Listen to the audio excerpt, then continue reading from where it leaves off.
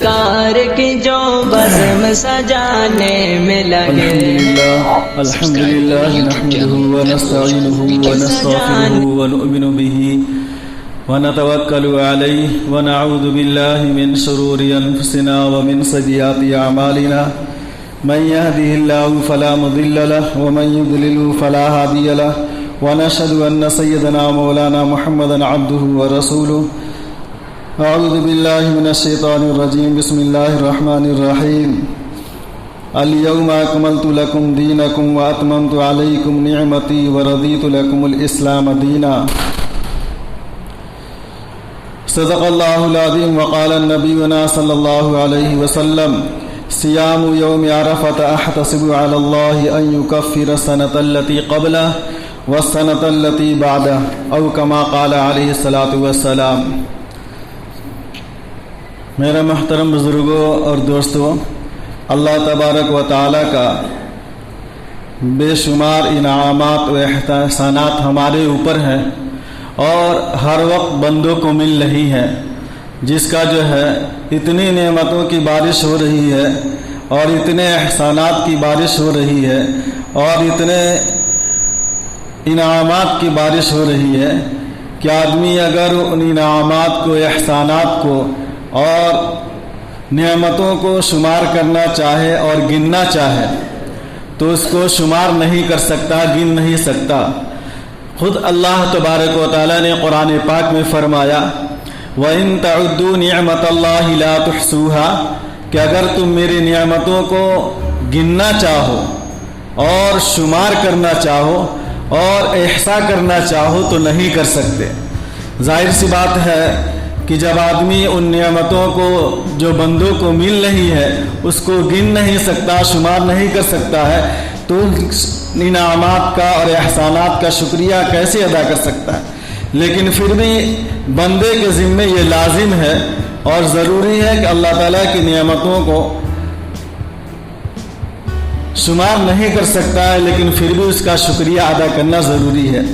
ان نعمتوں میں سے اور احسانات میں سے ایک نعمت یہ بھی ہے کہ اس نے جو ہے اپنی رضا اور خوشنودی والی زندگی گزارنے اور زیادہ سے زیادہ اس کا قرب حاصل کرنے کے لیے کچھ خاص دنوں اور خاص وقتوں کو مقرر فرمایا ہے، خاص وقتوں کو اور خاص دنوں کو بنایا ہے کہ آدمی اگر ان خاص دنوں میں اعمال کو اختیار کرتا ہے تو اس کا مرتبہ جو ہے بہت زیادہ بڑھ جاتا ہے، جس میں جو ان اوقات کے اندر جو ہے اللہ تعالیٰ کی رحمت، توجہ اور بندوں پر دوسرے دنوں اور دوسرے وقتوں کے مقابلے میں کہیں زیادہ ہوتی ہے۔ ایک آدمی جو ہے کچھ ایام ہے کہ ان کے اندر آدمی عبادت کرتا ہے اور کچھ خاص ایام ہیں اس کے اندر عبادت کرتا ہے، تو دونوں عبادتوں کے اندر جو ہے زمین و آسمان کا فرق ہو جاتا ہے۔ جس طریقے سے اللہ تبارک و تعالیٰ نے کچھ مہینوں کے اوپر فضیلت بخشی ہے، کچھ مہینوں کے اندر آدمی عبادت کرتا ہے تو زیادہ ثواب ملتا ہے بنسبت ان دوسرے مہینوں کے۔ اسی طریقے سے بعض زمانوں کو جو ہے بعض زمانوں کے اوپر خاص فضیلت رکھی ہے۔ اسی طریقے سے خاص دنوں کو اللہ تبارک و تعالیٰ نے کچھ دنوں کے اوپر فضیلت رکھی ہے کہ اگر ان دنوں کے اندر آدمی عمل کرتا ہے تو اللہ تعالیٰ کی نزدیکی اور توجہ ہے بندوں کے اوپر زیادہ حاصل ہو جاتی ہے۔ انہی قیمتی دنوں میں سے اور مبارک لمحات میں سے جو ہے یہ عرفہ کا دن ہے۔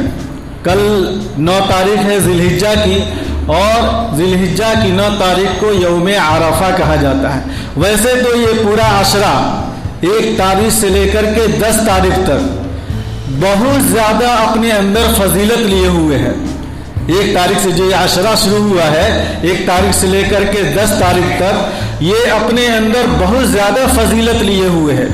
اور فرمایا حدیث پاک کے اندر اللہ کے رسول صلی اللہ علیہ وسلم نے کہ اللہ تبارک و تعالیٰ کو ان دنوں کے اندر عبادت کرنا اتنا زیادہ محبوب ہے بنسبت اور دنوں کے اعمال کے۔ اور دنوں کے اندر آدمی عمل کرتا ہے اتنا زیادہ پسندیدہ نہیں ہے جتنا کہ ان دنوں کے اندر آدمی جو ہے عبادت کرتا ہے۔ اسی لیے اللہ کے رسول صلی اللہ علیہ وسلم نے حدیث پاک میں فرمایا کہ اس عاشرے کے ایک دن کا روزہ، یعنی 10 دن میں سے ایک دن 10 تاریخ کو چھوڑ کر کے 1 تاریخ سے لے کر کے 9 دن تک ہر دن کا روزہ جو ہے 1 سال روزوں کے برابر ہے۔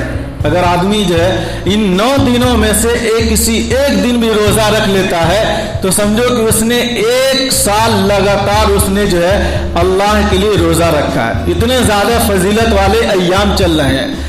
اور اسی طریقے سے دوسری حدیث پاک کے اندر اللہ کے رسول صلی اللہ علیہ وسلم نے فرمایا کہ ان عشرے کے راتوں کے اندر عبادت کرنا، جو عشرہ چل رہا ہے، جو دن چل رہے ہیں، جو ایام چل رہے ہیں، ان کی راتوں کے اندر عبادت کرنا گویا کی شب قدر اور لیلۃ القدر کے اندر عبادت کرنے کے برابر ثواب ملتا ہے۔ ایک آدمی جو ہے شب قدر کے اندر اور لیلۃ القدر کے اندر عبادت کرتا ہے، جتنی زیادہ فضیلت اس کو حاصل ہوتی ہے اتنا ہی ان دنوں کے اندر، راتوں کے اندر آدمی عبادت کرتا ہے تو اس کا مرتبہ اور فضیلت حاصل ہوتا ہے۔ تو یہ جو ایام چل رہے ہیں بہت ہی فضیلت والے ہیں۔ اور ذی الحجہ کی 9 تاریخ جو ہے یوم عرفہ کہتے ہیں۔ قرآن و حدیث کے اندر اللہ کے رسول صلی اللہ علیہ وسلم نے اس کی فضیلت بیان کی ہے۔ اللہ کے رسول صلی اللہ علیہ وسلم نے ارشاد فرمایا کہ جو آدمی عرفے کے دن یعنی 9 ذی الحجہ کو روزہ رکھتا ہے تو اس کو جو ہے 1 سال اگلے اور 1 سال پچھلے تمام گناہوں کو اس کو معاف کر دیا جاتا ہے۔ عرفہ کا دن جو آدمی 9 تاریخ کو روزہ رکھتا ہے تو اللہ تبارک و تعالیٰ جو ہے اس کے 1 سال پچھلے اور 1 سال آئندہ آنے والے گناہوں کو معاف کر دیتے ہیں۔ اتنے زیادہ فضیلت والے جو دن ہے یوم عرفے کا دن ہے۔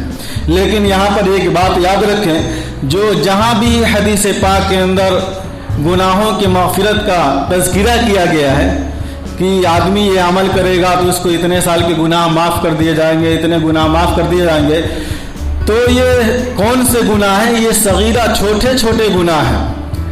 بڑے بڑے گناہ جو گناہ کبیرہ ہیں وہ بغیر توبہ کے معاف نہیں ہوں گے، چاہے جتنی عبادت کر لیجئے، دن رات عبادت کے اندر لگے رہیے۔ جو بڑے گناہ ہیں جن کو کبیرہ گناہ کہا جاتا ہے، جس کے بارے میں آتا ہے کہ اگر آدمی ان کبائر میں سے کسی ایک گناہ کا بھی عادی ہے تو اس کے وجہ سے اس کو جہنم میں جانا پڑے گا، تو وہ گناہ بغیر توبہ کے معاف نہیں ہوں گے۔ اور کبائر میں سے وہ گناہ، بڑے گناہوں میں سے وہ گناہ معاف ہوں گے توبہ کے ذریعے سے جن کا تعلق اللہ تعالیٰ کی ذات سے ہے، حقوق اللہ سے ہے، اور جن کا تعلق حقوق العباد سے ہے۔ بڑے گناہ ہیں لیکن ان کا تعلق بندوں سے ہے، وہ توبہ کرنے سے بھی معاف نہیں ہوں گے۔ وہ گناہ جو ہے توبہ کرنے سے بھی معاف نہیں ہوں گے۔ اس کے لیے کیا کرنا پڑے گا؟ اس کے لیے جس کا ہم نے حق دبا لیا ہے اس حق کو پہلے ادا کیجئے، واپس کیجئے، اس کے بعد توبہ کیجئے، معافی مانگیے اس سے، تب جا کر کے اللہ تبارک و تعالیٰ اس گناہ کو معاف کریں گے۔ تو جہاں بھی حدیث پاک کے اندر گناہ کی مغفرت کا وعدہ کیا گیا ہے وہ کون سے گناہ ہیں؟ چھوٹے چھوٹے گناہ ہیں، اور بڑے گناہ بغیر توبہ کے معاف نہیں ہوں گے، اور توبہ کے ساتھ وہ گناہ معاف ہوں گے جن کا تعلق حقوق اللہ سے ہے۔ حقوق العباد کا تعلق بندوں سے ہے، جب تک ہم بندوں سے معافی نہیں مانگ لیتے ہیں، اپنا معاملہ جو ہے ختم نہیں کر دیتے ہیں، اگر کسی کا ہم نے حق دبا لیا ہے، کسی کی زمین ہڑپ لی ہے، کسی کے اوپر ہم نے ظلم کیا ہے، تو جب تک ہم ان لوگوں سے معافی نہیں مانگ لیں گے تب تک یہ گناہ معاف نہیں ہوں گے۔ تو اللہ کے رسول صلی اللہ علیہ وسلم نے یوم عرفہ کے بارے میں فرمایا، 9 تاریخ جو کل آنے والا دن ہے وہ 9 تاریخ ہے، اس کے بارے میں فرمایا کہ جو آدمی عرفے کا دن کا روزہ رکھتا ہے اللہ تبارک و تعالی اس کے 1 سال پہلے اور 1 سال کے تمام گناہوں کو معاف کر دیتے ہیں، ختم کر دیتے ہیں۔ اتنے زیادہ یہ فضیلت والا دن ہے۔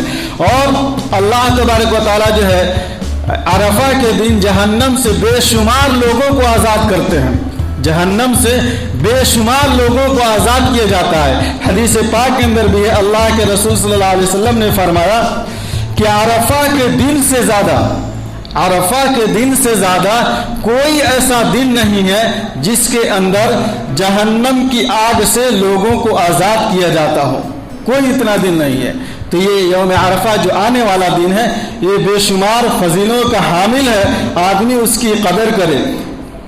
اور یوم عرفہ جو ہے وہ بھی ایک طریقے سے کہ جو ہے عید کا دن شمار کیا جاتا ہے۔ اللہ کے رسول صلی اللہ علیہ وسلم نے فرمایا یوم عرفہ جو ہے یوم النحر یعنی قربانی کا دن اور ایام تشریق ہم اہل اسلام کے لیے عید کے دن ہوتے ہیں۔ عرفہ کا دن 10 تاریخ اور 11-12 جو ایام تشریق ہیں وہ اہل اسلام کے لیے اللہ کے رسول صلی اللہ علیہ وسلم نے فرمایا یہ عید کے دن ہیں۔ تو آدمی ان دنوں کی قدر کرے اور اس کے اندر خوب جو ہے اللہ تعالیٰ کی عبادت کیا جائے۔ اور یوم عرفہ ایسا دن بھی ہے جس کے اللہ تبارک و تعالیٰ نے اس عرفے کے دن کی قسم بھی کھائی ہے۔ وَشَاهِدٍ وَمَشْهُودٍ سورۃ البروج کے اندر اللہ تبارک و تعالیٰ نے قسم کھائی ہے وَشَاهِدٍ وَمَشْهُودٍ، اور قسم ہے شاہد کی اور مشہود کی۔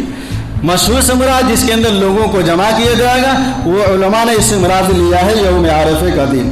تو اتنی زیادہ جو ہے یوم عرفہ جو ہے یہ فضیلت کا دن ہے، اور یہی وہ دن ہے عرفے کا دن ہے جس کا ذکر اللہ تبارک و تعالیٰ نے قرآن پاک میں فرمایا وَإِذْ أَخَذَ رَبُّكَ مِنْ بَنِي آدَمَ مِنْ ظُهُورِهِمْ وَذُرِّيَّتَهُمْ وَأَشْهَدَهُمْ عَلَىٰ أَنفُسِهِمْ أَلَسْتُ بِرَبِّكُمْ، کہ انسانیت کو اس دنیا میں آنے سے پہلے، انسانیت کو یعنی کوئی آدمی اس دنیا کے اندر نہیں آیا تھا، تو سب کی روحوں کو اللہ تبارک و تعالیٰ نے جمع کیا۔ جتنے آئندہ آنے والے ہیں قیامت تک جتنے لوگ آئیں گے تو ساری روحوں کو جمع کیا اور ایک عہد لیا گیا۔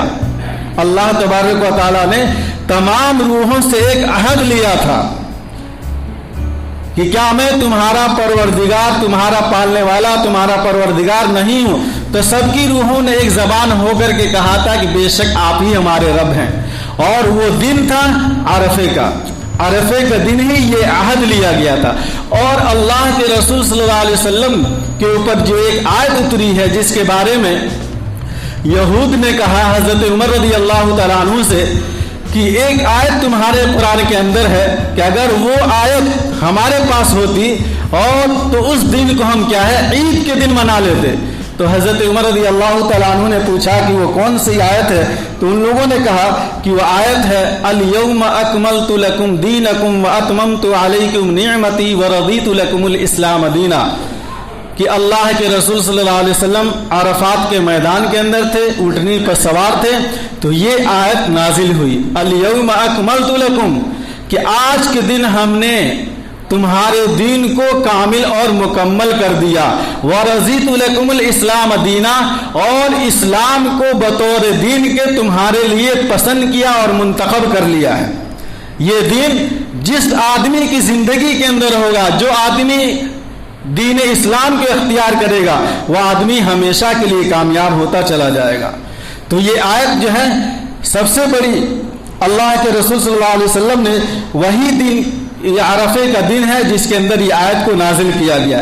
اور عرفہ کے دن کے بارے میں علماء نے لکھا ہے کہ عرفہ کے دن جو ہے شیطان اللہ کی رحمت کو دیکھ کر کے مایوس اور ذلیل و رسوا ہو جاتا ہے۔ وہ دیکھتا ہے کہ ہماری پوری محنت ختم ہو گئی۔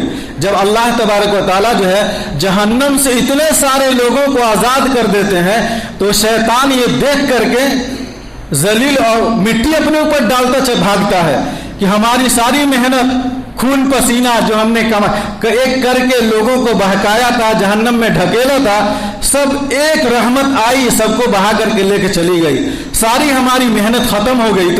تو شیطان عرفہ کے دن جو ہے اللہ کی رحمت کو دیکھ کر کے ذلیل و رسوا ہو جاتا ہے۔ اس لیے علماء نے لکھا ہے عرفہ کے دن جو ہے دعا کی کثرت کرنا چاہیے، خوب اللہ تعالیٰ سے رو رو کر کے دعا مانگنا چاہیے۔ اور اللہ کے رسول صلی اللہ علیہ وسلم نے بھی ہے عرفے کی بھی دعا مانگی تھی۔ اللہ کے رسول صلی اللہ علیہ وسلم نے 3 خاص طور سے دعائیں مانگی تھی، جن میں سے 2 دعائیں قبول ہو گئی اور 1 دعائیں قبول نہیں ہوئی۔ تو آدمی کو عرفہ کے دن جو ہے خصوصی طور پر یہ اللہ تعالیٰ کے دربار میں دعا کرنا چاہیے. اور عرفہ کا دن ہے، ایک تو روزے کا مسئلہ ہے کہ آدمی روزہ رکھے اس دن میں. دوسرا عمل، کل 9 تاریخ ہے، 9 تاریخ کی فجر سے لے کر کے 9 تاریخ کی فجر سے لے کر کے 13 تاریخ کی عصر تک ہر نماز کے بعد، ہر فرض نماز کے بعد ایک مرتبہ بلند آواز سے تکبیر تشریق کہنا ہر آدمی، ہر مرد عورت پر واجب ہے.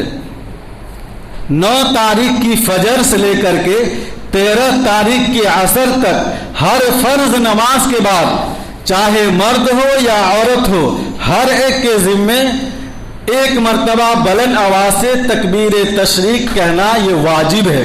یعنی اللہ اکبر اللہ اکبر لا الہ الا اللہ اللہ اکبر اللہ اکبر وللہ الحمد. اگر امام بھول جائے پڑھنا تو مقتدیوں کو کس کے پڑھنے چاہیے تاکہ امام کو یاد آ جائے. اور جس کی نمازیں چھوٹ گئی ہوں، جس کی رکعت چھوٹ گئی ہے، تو اپنی رکعت پوری کرنے کے بعد اس تکبیر کو کہے گا. اور جو ہماری مائیں بہنیں ہیں وہ بھی اپنے گھروں کے اندر فرض نماز کے بعد اس دعا کو پڑھنے کی عادت ڈالیں. اکثر مرد حضرات جو ہے مسجد کے اندر جماعت سے نماز پڑھتے ہیں تو ایک آدمی پڑھ دیا تو سب کو یاد آ جاتی ہے، ہر آدمی پڑھنے لگتا ہے. لیکن خواتین اور ہماری ماں بہنوں کا الگ مسئلہ ہے کہ وہ گھروں کے اندر اکیلی نماز پڑھتی ہیں، یاد بھی نہیں رہتا ہے. اس لیے جہاں پر وہ نماز پڑھتی ہیں وہاں پر اس دعا کو لکھ کر کے ٹانگ لے تو اس سے یاد آئے گا. ہر فرض نماز کے بعد ایک مرتبہ اس دعا کو پڑھ لینا یہ ضروری ہے. اور اسی طریقے سے عرفے کا دن کثرت سے اللہ کا ذکر بھی کرنا چاہیے. چلتے پھرتے، خاص طور سے یہ جو تکبیر تشریق ہے، آدمی اس کو چلتے پھرتے ہر روز جب یاد آئے اس کو آدمی پڑھتا رہتا ہے. اور اس کے علاوہ جو بھی آدمی کو ذکر یاد ہو، سبحان اللہ الحمدللہ، چاہے اوپر چڑھے تو اللہ اکبر، نیچے اترے تو سبحان اللہ، اور جب برابر زمین پہ چل رہا ہے تو لا الہ الا اللہ محمد رسول اللہ صلی اللہ علیہ وسلم کے ذکر کثرت سے آدمی کرتا رہے. اس سے کیا ہے، آدمی کے گناہوں کو معاف ہوں گے ہی، اللہ تعالیٰ کے دربار میں اس کی نزدیکی حاصل ہوگی، قربت بڑھے گی. آدمی کی ساری محنت یہی ہے کہ اللہ تعالیٰ جو ہے ہم کو اپنا محبوب بندہ بنا لے. تو اللہ تعالیٰ کا جو ذکر ہے یہ خاص طور سے اللہ کی نزدیکی حاصل کرنے کے لیے بنایا. ہر وقت آدمی اللہ کی یاد کے اندر مشغول رہے، اور ان دنوں کے اندر آدمی جو ہے اپنے کو گناہوں سے بچاتا رہے.